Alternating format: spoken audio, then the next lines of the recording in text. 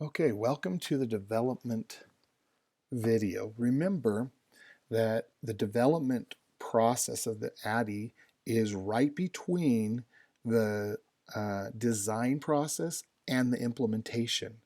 But you also have to remember that the they cross over a lot because you do a little bit of in your design thinking about development, and then when you're in the development phase, you do um, a little bit of the implementation as you're trying to do your evaluations, and so of the development phase. And so let's jump right into this and uh, and learn about the development phase.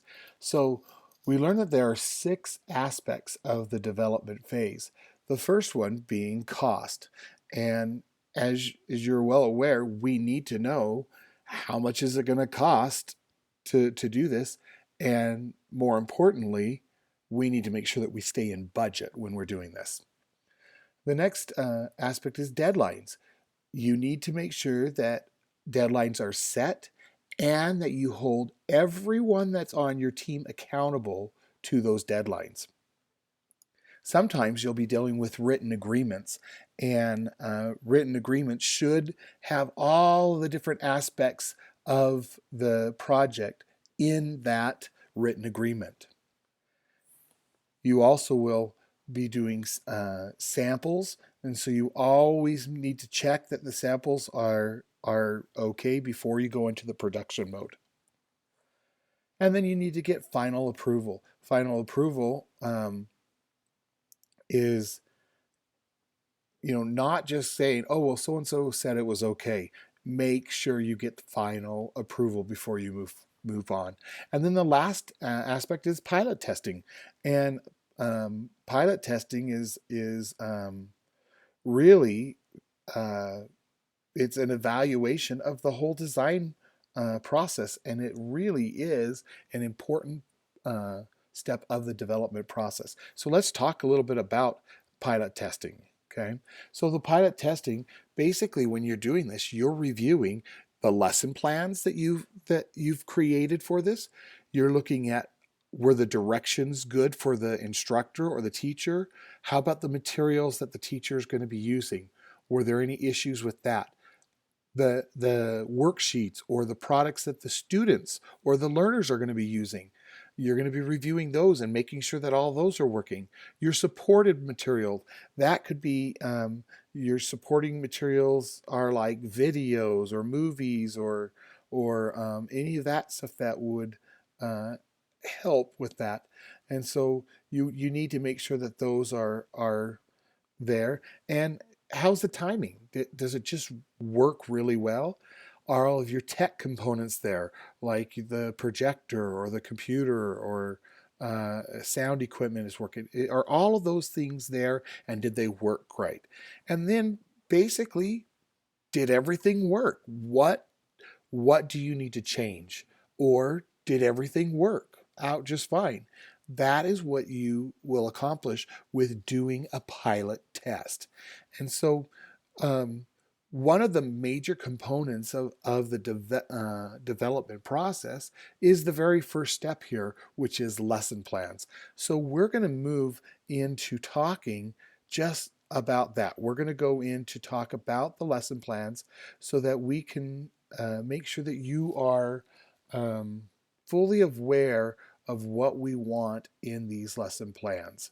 So, with that, lesson plans basically are just basically the goal of the lesson plan is to optimize the transfer of knowledge. That is what it says, making sure your students learn what you have prepared to teach them.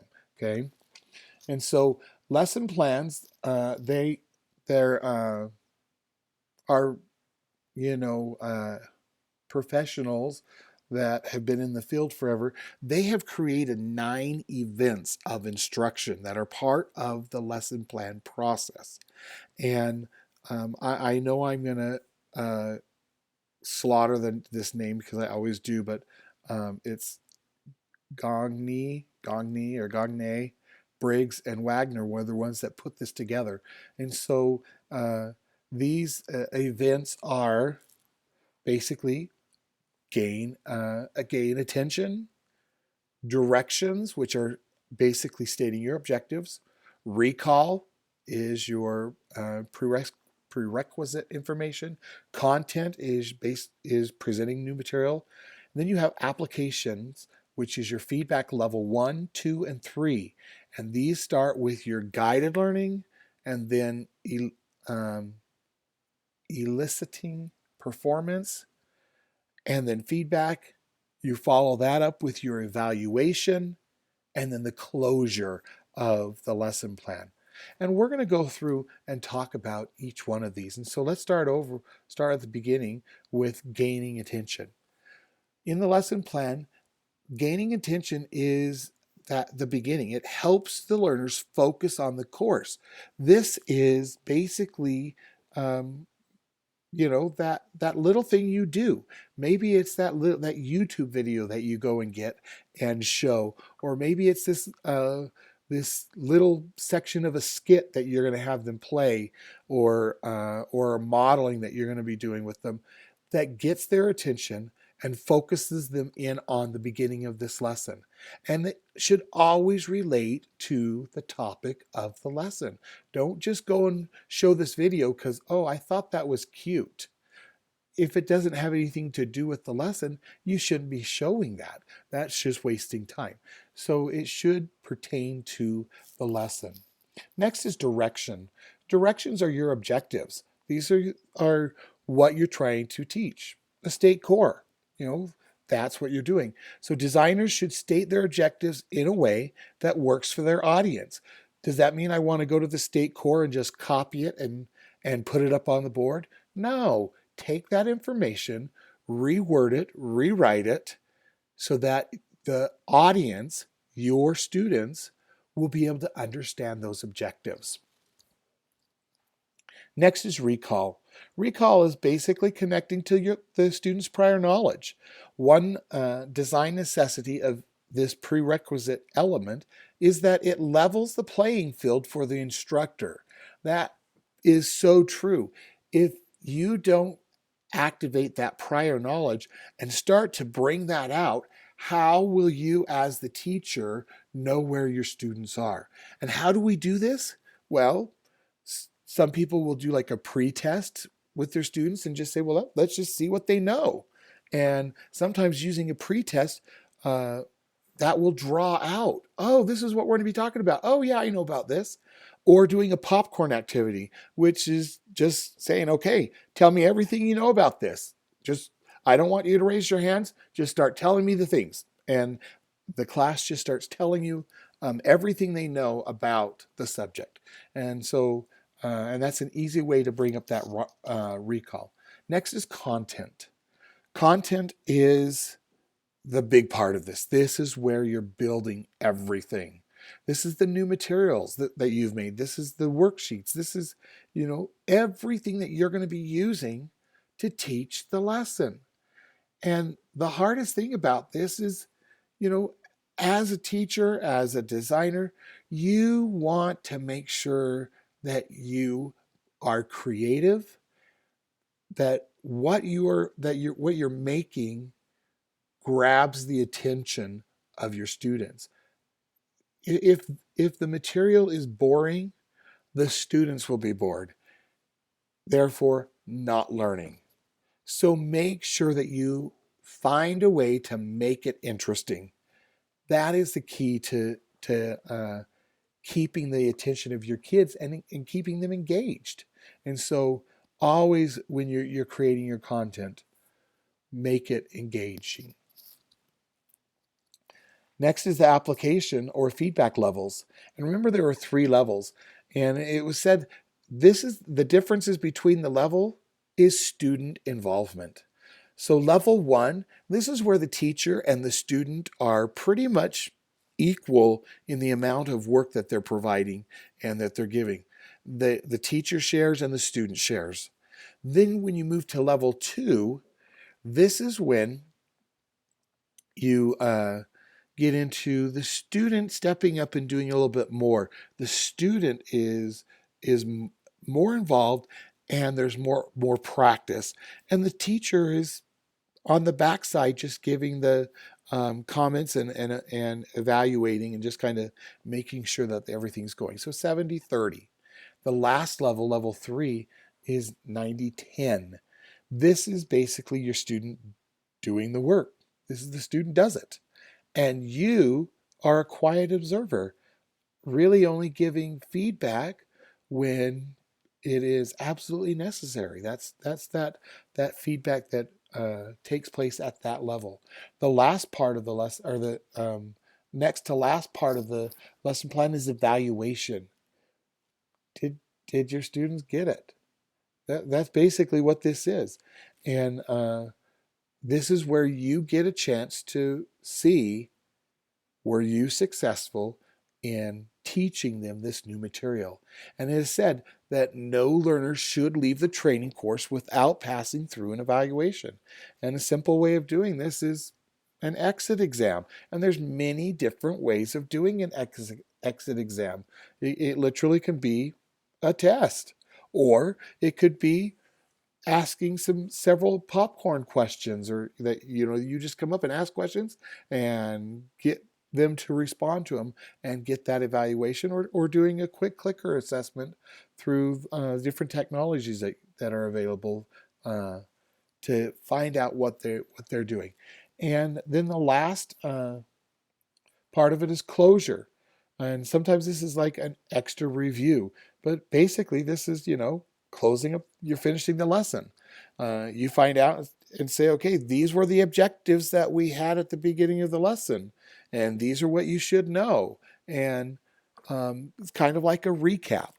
And so those are the 9 elements of the lesson plan. But they also said that the 9 elements can be repackaged, you know, and so into a new modern way of arranging them, and it's an option for you. And how that looks is the first 3, that gain attention, direction, and recall, they fit together into what's called preparation for learning. This is where you're preparing the students, getting them ready, um, setting up for the lesson. The next section is delivering and practice of the new material. This is where you deliver that content and all of the different applications of the feedback level. This is the teaching. This is where it's going. And then the last section, how it's redone, is it's just called wrap up. Do your evaluation and close the lesson. And so that's what is involved in the lesson plan in the development. You have those 9 steps. Now, how do we do this? Do they have to be done in those orders? Well, what if one of those steps don't really work for me? Will it still be an effective lesson plan if I leave one out? Well, that really depends on the topic that you're teaching. Yes, sometimes 1, maybe 2 of these steps just don't fit in with the lesson plan that you are creating. And it's almost inappropriate to add it by trying to force it in, because you're like, well, I got to put that in. What am I going to do? And as you add it in, it's just unnatural. So if it's to that point, then don't add it. So no, you don't have to use everything, but don't look at it and say, that step is hard to do. I didn't want to do that. And so I'm just never going to include that in any of my lesson plans. You should always, always, always try to include all of the events in the lesson plan, because that makes for an ideal lesson plan. And then make sure, some people say, well, I don't want to do it in the order that it's done. I want to change up the way I do the feedback, because it's the way that this lesson will work. If that is what is going to make the lesson more effective, then that's what you do. But remember, and I'm going to stress this one more time, you should always, always, always try to include all of the events in that lesson plan. So I'm going to quickly review real quick some of this, and I have some questions for you. So it says, what is the key factor designers need to remember when designing lesson plans. And, you know, a teacher really needs to be given all the right tools to make to make that come to life and be successful. If you don't have that, you're going to have issues with it. Next question says, what happens if a lesson plan does not provide all important information? You know, no one likes getting lost. If a lesson plan isn't written well, then the person that's delivering that lesson won't really know what to do. And that means that they get lost. And so, if you were in that situation, you would want to make sure you have all that information. So, how complete should a lesson plan be? Well, a lesson plan should be as complete so that anyone can teach that. I mean, it's important. You should have all that information there. What should instructional designers consider when designing a lesson plan? Well, designers need to consider who they are writing this for. Who are their teachers? They also need to know who their students are when they're designing that lesson plans. Accommodations, modifications, they should be included for those assignments and activities so that when it comes to the lesson plan, if that teacher realizes, oh, wow, I need to modify this, those are already included in it, okay? So, lesson plans need to be written in a way that makes implementing the class or the lesson simple. And use a consistent format. If you're doing a lesson unit, the lesson plans should all be written in the same way so that so as you're going through and looking at them, it's not confusing. You're not creating chaos. It should just flow because you've seen the lesson that you did yesterday. Oh, here are the steps. Here are the key steps. Be consistent, okay? Each of the 9 events is covered in a separate section on the plan. It is important to remember that the 9 events approach to lessons is not always appropriate. If one of the 9 events doesn't fit into the lesson, don't try to force it in. And then make sure that you include how long each of those sections will take. It's very important to know that timing. And then what if I need to do this? Well, the 9 events of instruction should be used as a guide. When developing the lesson plans, a designer may find that the events are just too complex, or there's not enough time, or simply don't apply to the lesson. It is okay to not include every event in the lesson plan, but they should be considered during the development process of the lesson plan.